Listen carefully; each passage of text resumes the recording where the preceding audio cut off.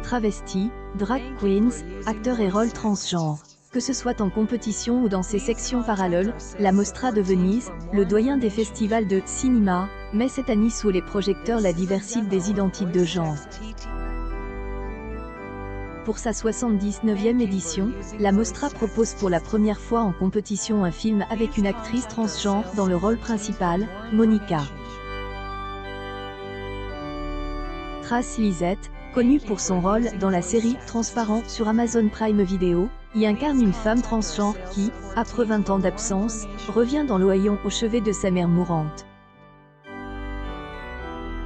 Pour le réalisateur italien Andrea Pallauro, le parcours de son personnage permet d'explorer l'univers émotionnel et psychologique de Monica tout en réfléchissant à la nature précaire de l'identité de chacun de nous quand elle doit se confronter à la nécessité de survivre et de se transformer.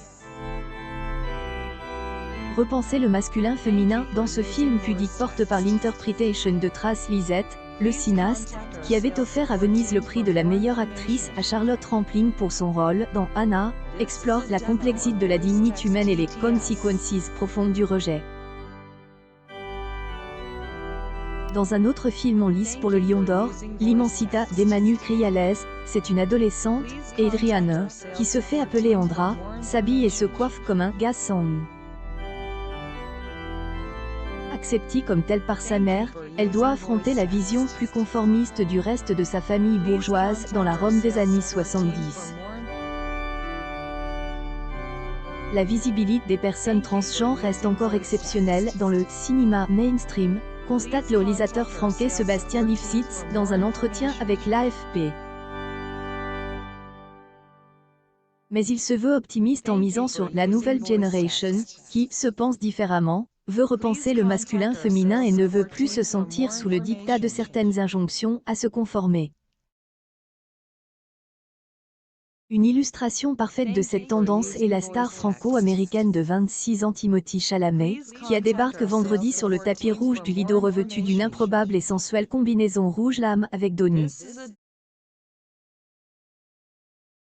J'espère en fait que cette impulsion, ce désir, vont amener une plus grande diversité de rôles et de sujets au cinéma, avance Sébastien Lifshitz, lui-même à Venise pour présenter un documentaire, Casa Susanna, qui retrace de façon émouvante la naissance d'une communauté de travestis dans la conservatrice Amérique des années 1950-60. Sortir des archetypes, c'est un combat depuis des décennies d'essayer de sortir des archetypes, observe-t-il, son documentaire montrant le chemin parcouru depuis l'époque où ces identités devaient être dissimulées à tout prix sous peine d'être mis au banc de la société.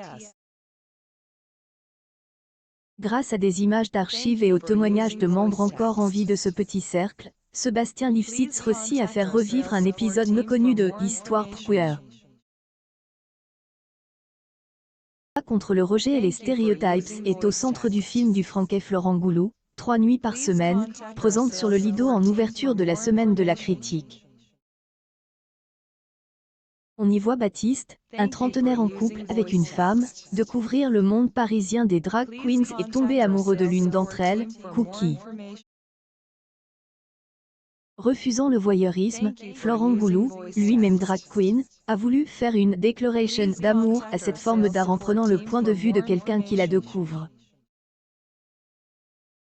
À travers le personnage de Cookie, vous voyez aussi ma propre expérience en tant que drag, a-t-il raconté à la présentation du film au code de ses acteurs.